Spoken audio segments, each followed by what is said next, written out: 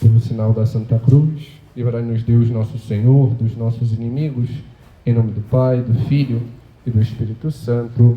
Amém. Meu Senhor e meu Deus, creio firmemente que estás aqui, que me vês, que me ouves. Adoro-te com profunda reverência. Peço-te perdão dos meus pecados e graça para fazer com fruto este tempo de oração. Minha Mãe Imaculada, São José, meu Pai e Senhor, meu anjo da guarda, intercedei por mim.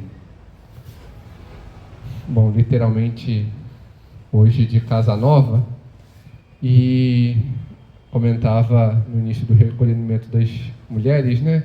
Estou me sentindo quase que o padre Augusto Estudantas, né? Com aquelas mudanças que teve até conseguir o local definitivo para o centro feminino lá na Barra, né? A gente está assim, né? Está peregrinando de um local provisório, que foi bom diante daquilo, né? Como acho que quase tudo na obra, né? Também até conseguir se tornar prelazia, também foi se enquadrando com a roupa que tinha. Não a melhor, mas a que tinha, e chegamos aqui, né? Chegamos aqui, que esse colégio seja essa casa, né? Que possa crescer, frutificar. E diante disso, diante deste quadro, né, a gente vê que a família, ela também começa a crescer, né? E é isso que devemos fazer. Mas para crescer é necessário também nos inteirarmos mais, né? Aprendermos mais. E parte disso se dá quando conseguimos entrar, né, diante da vida do Senhor, mergulhar diante dos seus mistérios.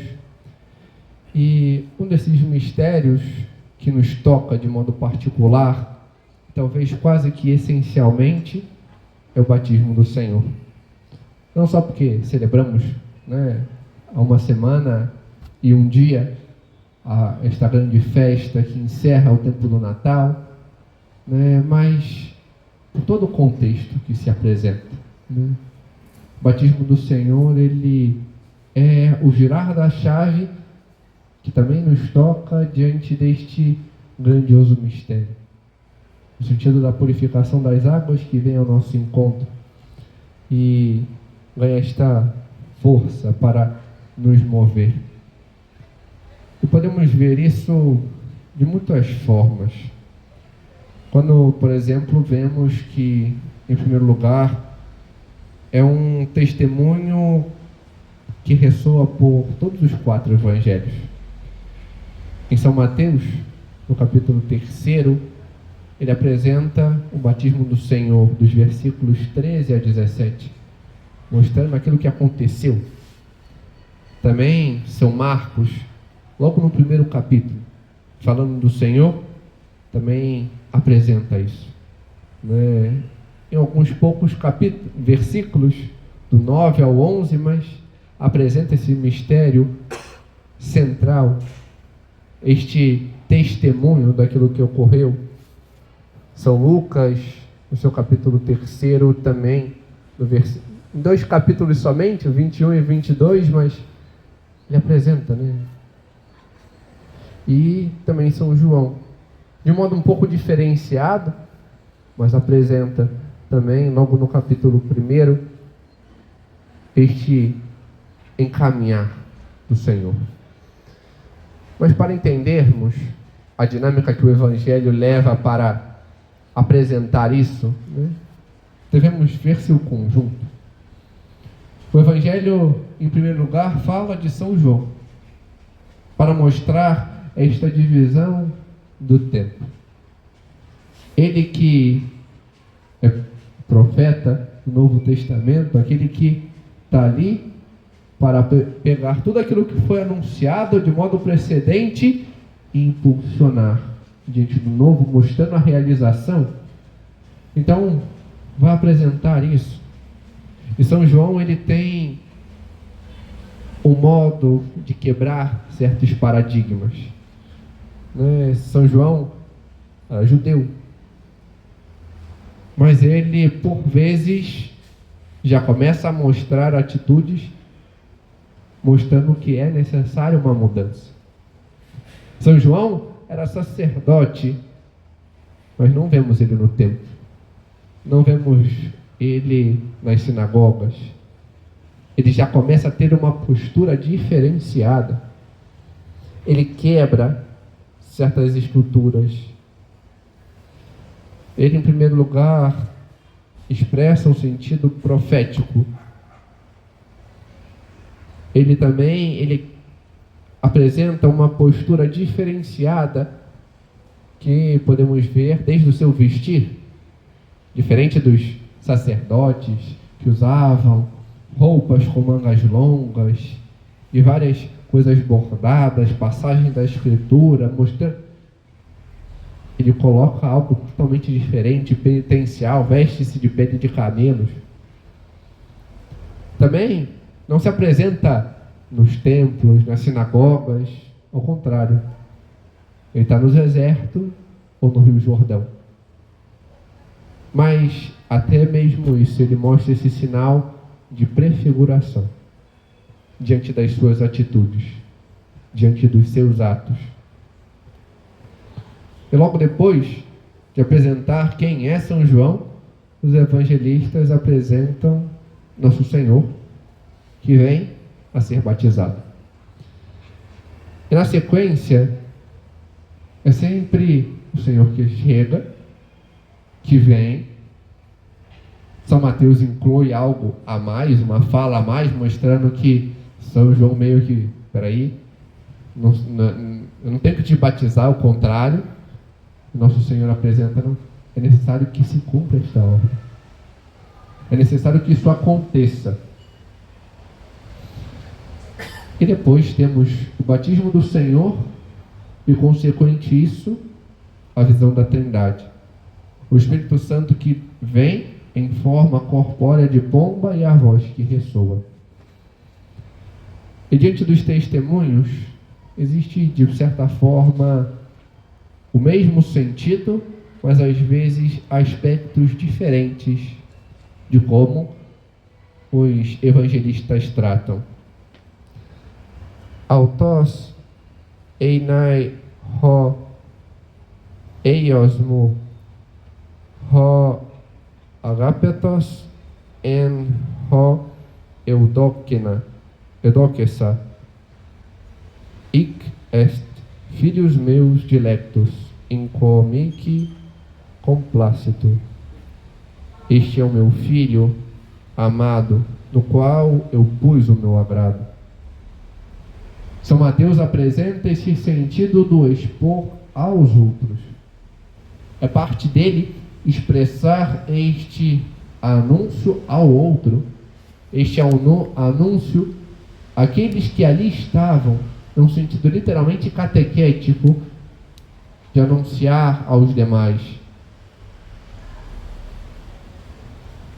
São Lucas, de modo diferente, coloca uma pessoalidade.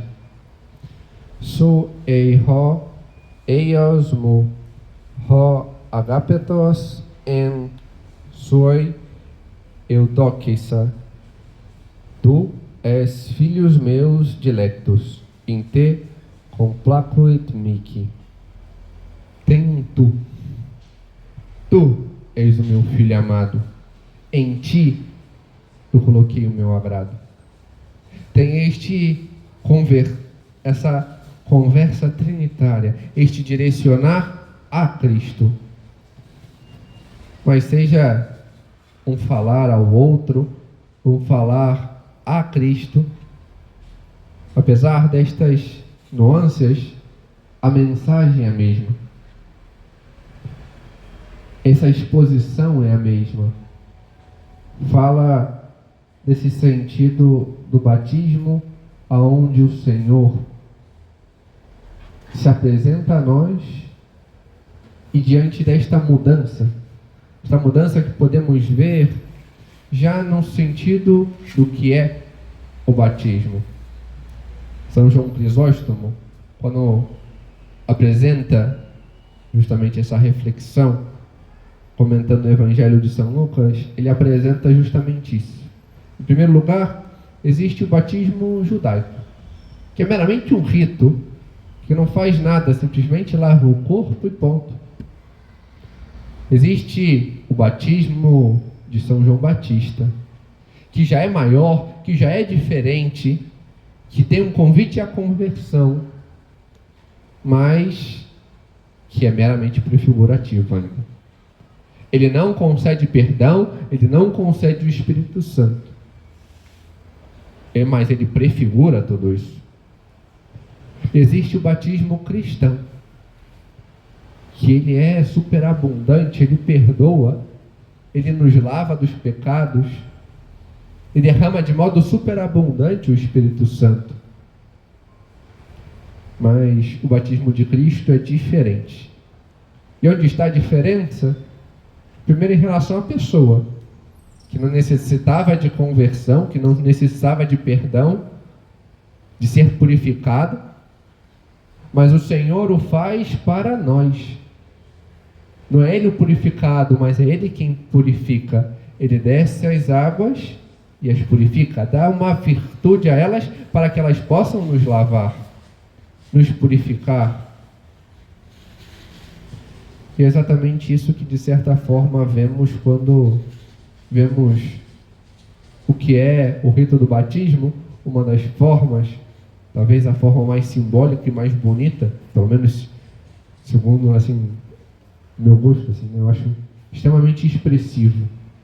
O tomar o círio pascal e o mergulhar nas águas, repetindo justamente aquilo que foi feito. É necessário que isso se faça, como Cristo apresenta São Mateus, no Evangelho de São Mateus a São João. E ali a bênção da água se dá. Diante disso também, desse simbolismo, desse toque do Cristo, representado pelo círio pascal, que purifica as águas e nos dá, as dá esta virtude. E depois, São João Crisóstomo, ainda depois completa, diante dos embates contra as heresias daquele período, dizendo que o Espírito Santo foi pelo Senhor enviado. Ele não recebeu, não foi adotado ali, ao contrário, né? É Ele mesmo que envia e que recebe por nós. Mas podemos ver também na festa anterior, na Epifania, na antífona das vésperas, a motivação disso. O Senhor o faz por nós. Diz a antífona na sua última linha: hoje o Senhor desce as águas do Jordão e é batizado para nos salvar. Foi por nós. Foi por nós que Ele o fez. O Senhor é manifestado para que, diante deste ímpeto, como apresenta São Máximo de Turim, Ele é manifestado por nós, para que possamos segui-lo, para que possamos imitá-lo. Ele o fez para que nós pudéssemos ter esta segurança. O Senhor, Ele desce, como apresenta São João, para purificar as águas, dar esta força a elas que pudessem nos purificar. E também São João Crisóstomo diz: o Senhor envia o Espírito Santo, Ele sendo Deus, Ele o envia e Ele mesmo recebe como homem, para que nós, diante da nossa necessidade, pudéssemos tê-lo também. Diante daquilo que depois Ele o fará, diante do seu mistério pascal, inaugurando este novo batismo. E Ele apresenta isso, esta dinâmica, nos concede o Espírito Santo para que, por meio dele, para que nós pudéssemos ser autênticos filhos. Filhos de Deus no Filho. Como apresenta São Paulo, de modo particular em Romanos, mas também em Gálatas, nós fomos enxertados em Cristo. Somos membros dele. Temos esta filiação, esta unidade com o Senhor. E o Espírito Santo concede isso a nós. Diante de sermos lavados, diante dali nascermos para a vida da graça, diante desta união. Ali é uma marca que não pode ser tirada. Ao contrário, nos tornamos pertencentes a Deus. Somos verdadeiramente filhos dele. Fazemos parte desta família. E quando fazemos parte de uma família, não podemos fazer como, infelizmente, muitos filmes da Globo e alguns comentários apresentam.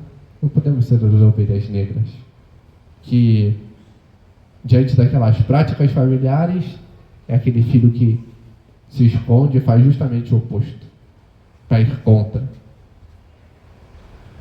E qual é essa prática? Qual é essa prática própria desta família a que fomos enxertados, a que fomos inseridos diante do batismo? Chamado à santidade. Somos chamados a ser santos. Nosso Senhor diz, e ao longo da Sagrada Escritura também apresenta por mais de uma vez: sede santos, porque eu sou santo. Também, no Antigo Testamento, sede santos, porque o Senhor teu Deus, e hoje podemos dizer, porque o nosso Pai é santo. Por isso devemos ser santos. Apresenta-se tantas e tantas vezes na cultura judaica, mas também na nossa, quando um pai, ao longo de tantos anos, construiu quase que uma empresa e tudo mais, o que espera do seu filho é que a continue. O que Deus espera de nós é que continuemos esta boa empresa, este bom empreendimento, que é a santidade. Devemos seguir os passos, mas ao mesmo tempo que devemos seguir os passos neste caminho, devemos aprender como segui-lo. E como filhos mais novos, não só sermos guiados por nosso Pai, mas também aprendermos com os irmãos mais velhos, neste caso particular, com o nosso irmão Cristo. Porque ele nos ensina a como ter contato com o Pai. Cristo nos ensina a como termos esta proximidade com o Senhor. Ele tem esta proximidade única e particular e nos ensina isso. E como podemos ver isso hoje? Tendo vida de oração. É isso que o Senhor nos ensina. Verdadeiramente teremos uma vida extremamente prática que o Senhor o faz. Vemos que o Senhor trabalha, vemos que o Senhor se empenha em fazer as coisas. Durante 30 anos, está certo que essa parte não está de modo explícito narrado nos evangelhos, mas sabemos diante dos relatos que o Senhor foi carpinteiro, que ele se empenhou, que aprendeu o ofício de São José. Devemos ter também este empenho, mas devemos entender que mais do que fazer, nosso Senhor nos chama a ser. Nós somos filhos e por isso fazemos, operamos, trabalhamos, mas não é o fazer que nos faz nos tornar algo. Um pai de família é pai de família independente do que ele faça. Ele pode ser um pai empenhado, que trabalhe muito, que esteja ali se dedicando aos filhos, mas também, se for um pai que não liga muito, que não faz as suas obrigações, ainda assim ele vai ser pai. É o ser que não muda. Nós somos chamados a ser e a crescer diante do ser, diante desta operatividade. E ser aqui pede esta vivência que o Senhor nos ensina. Como vemos isso no Senhor? Em primeiro lugar, aprendendo a ter ordem nas coisas, ter ordem no nosso dia, sabermos organizar. Mas como tudo, com certeza sempre vai mudar algum plano. Vai ter um engarrafamento, vai ter a luz que apaga, vai ter o calor que vai nos fazer sair da sala e vir para a quadra. Vai ter. Os planos vão mudar. Mas eu tenho que saber me organizar. Às vezes mover aquilo. Para poder sempre estar com o Senhor. Ter em mente que é o meu trabalho, a minha organização, aquilo que eu devo fazer, deve estar permeado no meu plano de vida. E que eu devo buscar corresponder nas pequenas coisas. Saber também que o Senhor nos ensina também a descansar em Deus. Isso também é importante, porque diante dos nossos tempos, muitos só sabem fazer, não sabem parar. Quantas pessoas, se eu fosse perguntar agora, quantas pessoas vocês conhecem que não conseguem se desgrudar 1 minuto do telefone? Ah não, porque o chefe pode ligar, porque fulano pode não sei o que, porque pode ser que eu tenha não sei o que lá. Isso atinge a todos. Os jovens, pais de família, e até mesmo o clero. É necessário saber parar. Não somos máquinas. Não somos simplesmente aquilo que fazemos. Como ordenar isso? A vida de oração, ela tem uma dinâmica. E aquilo que São José Maria apresenta também nessa dinâmica, diante do plano de vida, é isso. Saber corresponder às diversas formas de oração e de vivência. Em primeiro lugar, as orações vocais, que temos muitas, e são necessárias a nós. Saber, são modos. Em primeiro lugar, saber que elas são necessárias, porque se não fossem, nosso Senhor não teria ensinado uma oração vocal para os discípulos. Não teria nos dado o Pai Nosso. Elas são necessárias. Elas nos dispõem a algo. Nós necessitamos destas fórmulas também. Mas não basta isso. É necessário ir mais além.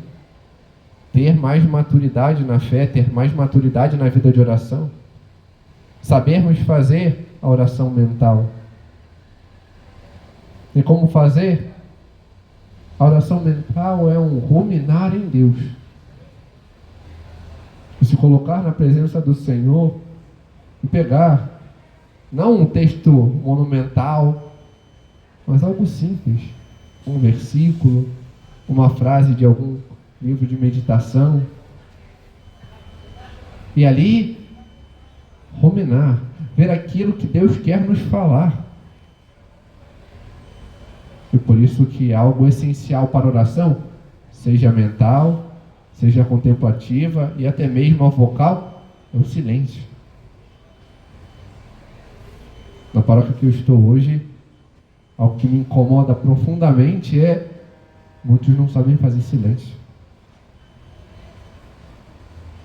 A semana agora teve um momento de adoração eucarística intenso ao longo da semana inteira, e a única coisa que se ouvia era música e leitura. Mas essa profundidade não se tinha. Este ir mais além não se tinha. De certa forma, até a oração vocal, até isso eu duvido um pouco que se tenha tido, diante das disposições que se apresentavam ali. A oração mental é, em primeiro lugar, saber escutar o Senhor diante daquela palavra, olhar também para a vida, ver aquilo que o Senhor nos diz e saber responder a Ele, saber falar a Ele diante das nossas necessidades que aquilo nos apresenta, saber falar a Ele aquilo que eu necessito mudar, que eu quero, que eu busco como empenho fazer, diante dos meus propósitos. E também a oração contemplativa, que a princípio parece ser a mais fácil de todas, porque não tem nada. Basicamente é fazer a fórmula daquele homem que São João Maria Vianney encontrou na capela em Ars. Eu olho e ele me olha. Mas diante do império do ruído e do barulho que temos, sabe, olhar e contemplar, se deixar preencher pelo Senhor e fazer silêncio externo, que já é difícil, mas muito mais o interno. Talvez essa seja mais difícil. Saber isso. Eu necessito estar com o Senhor. E a oração contemplativa é isso, é saber estar com o Senhor. Como se está com alguém que se ama. E não precisa ficar conversando com ad eterno. Basta estar na presença. Isso é oração contemplativa. E além disso, algo que permeia o plano de vida são as mortificações. É saber dizer não a nós. Isso nos leva a ter uma maturidade mais forte. Amadurecer. Saber dizer não. Mas por quê? Por que tudo isso? Por que ter este contato com Deus? Também poderíamos nos perguntar. Por que ter esta, podemos dizer assim, esta vida em família? É uma retribuição. Uma retribuição diante de tanto amor que Ele nos dá. Porque Deus, como nosso Pai, Ele zela por nós. Ele quer estar conosco. Ele cuida de nós. Devemos ter este zelo. Buscar ter estes momentos com Ele. Para também entendermos que Ele está conosco sempre. Seja nos momentos felizes, nos momentos difíceis, nos momentos tristes. Assim como esteve com Cristo, Ele está conosco. E nos dá esta graça. Vemos que o Senhor está conosco nos momentos de exultação, onde nos sentimos bem, onde nos sentimos preenchidos, onde temos os nossos afetos correspondidos. E também esteve assim com Cristo, diante das pregações que tantos acorriam a Ele, dos seguidores que o buscavam, da multidão que o cercava. Mas também estava nos momentos difíceis. Também está conosco nas tribulações, nos momentos de esforço. Não sair catando para conseguir fazer o colégio, correr procurando uma casa, do esforço diante da cidade que está mais do que lotada e tem que sair correndo mais cedo para chegar no lugar. Também assim esteve com Cristo, diante das oposições, das perseguições, nas armadilhas, no deserto. Também nos momentos tristes, diante de uma doença, da morte, das humilhações, dos julgamentos. Como esteve com Cristo, na sua paixão, na sua agonia, na sua morte. Quando todos os abandonaram, seja os discípulos, diante das suas palavras difíceis de chamar eles à verdade, a entenderem a profundidade, seja dos próprios apóstolos, diante da cruz. O Senhor estava ali. Bento XVI, quando visitou Auschwitz, foi questionado. Que diante de tudo aquilo, perguntaram a ele: aonde estava Deus nisso? E sua resposta foi: ele estava aqui com os seus filhos. Onde sofriam, Deus sofria com eles.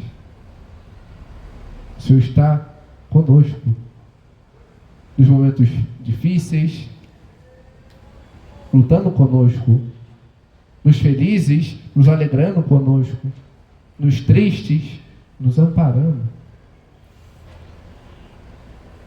Basta que saibamos corresponder, nos abrindo a Ele, nos permitindo estar com Ele. Porque se o Senhor permite algo, é para o nosso bem. É sempre para o nosso bem. Se o Senhor permite não, se o Senhor permite doenças, se o Senhor permite quedas, é para que possamos crescer. Basta vermos a vida dos santos, começando pelo Santo dos Santos, nosso Senhor. Ele permitiu tudo isso na vida dele. Também dos apóstolos, dos mártires. Por exemplo, diante das perdas, vemos os filhos de Santa Rita de Cássia, onde ela mesma pedia ao Senhor: Senhor, nos leve. Porque é melhor que os leve agora, antes deles cometerem qualquer atrocidade, do que eles perderem o céu, do que eles perderem aquilo que é o melhor, trocando por uma vingança estúpida. Vemos também diante das vidas dos jovens, que ainda na sua juventude tenra faleceram. São Domingos Sávio, agora quase santo, vai ser canonizado em breve, Carlo Acutis, São Francisco e Santa Jacinta, São Tarcísio e tantos outros. Por quê? Porque jovens tão pequenos que já estavam prontos. E era para algo mais que o Senhor os chamava, para estar com Ele, para a vida plena. Eles, ao longo da sua vida, buscaram ter, não uma vida longa, mas uma vida plena aqui, buscando o Senhor. E receberam isso. São Francisco e Santa Jacinta não viam a hora de ir para o céu. Pode dizer que São Francisco Marta é o santo do balde de água fria, que ele adorava dar um balde de água fria quando perguntavam quando que ele ia melhorar, né? Ele falou: não, daqui a pouco já estão me levando, eu quero ir para o céu, né? Não quero ficar aqui não. A fala dele mais emblemática é para sua mãe, né? Quando uma pequena melhora: ai, meu filho, você está melhorando logo, daqui a pouco você está bem. Eu falei: não, para sua madrinha. Para sua mãe foi ela perguntando: o que você quer ser quando crescer? Eu falei: quem disse que eu quero crescer? Eu quero ir para o céu logo. Esse é o desejo dos santos, algo melhor. Está em Deus. E se Deus permite algo, é para isso. Por exemplo, quando alguém, depois de buscar corresponder ao Senhor ao longo de toda a vida, por que tem uma doença tão grave? Por causa da bondade de Deus, da sua misericórdia. Para que já aqui na terra, aqui em vida, ele possa ser purificado. Tem um irmão que eu conheço, que o sonho dele, é morrer de câncer. E aí, ele comentando isso, um outro irmão falava: você tem problema? Você quer ter câncer? Que ideia? Eu falei: claro. Entregando minha vida, me purificando, conseguindo corresponder a Deus diante das dores, né? Vou ser purificado. Se eu ficar no purgatório, é um cadinho só, e vou ver Deus. Esse é o desejo, o saber que a doença é algo que Deus coloca ali, mas para o bem. Tudo que Deus coloca para nós é para o bem. Ele é o Pai que ama os seus filhos. E devemos entender isso. Essa graça que nos transforma, essa graça que nos toca, a graça que nos purifica. E ver que devemos saber cooperar com ela, aproveitá-la, como fez a Virgem Maria. Ela, como São Luís Maria Grimond de Montfort diz, que foi formada juntando todas as graças, ela soube aproveitar isso. Desde o primeiro instante, soube corresponder ao Senhor. Dar o seu sim,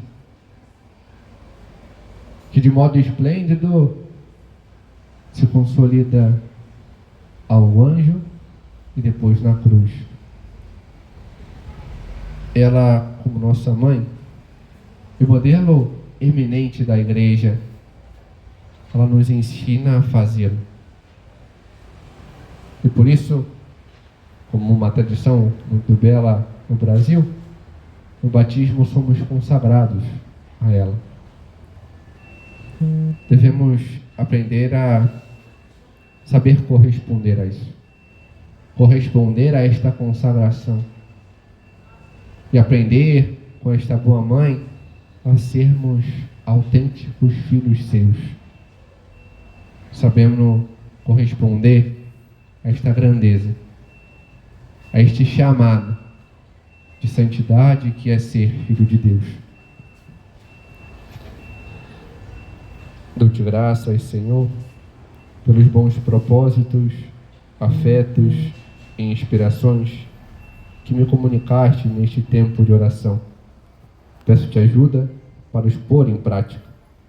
Minha Mãe Imaculada, São José, meu Pai e Senhor, meu anjo da guarda, intercedei por mim.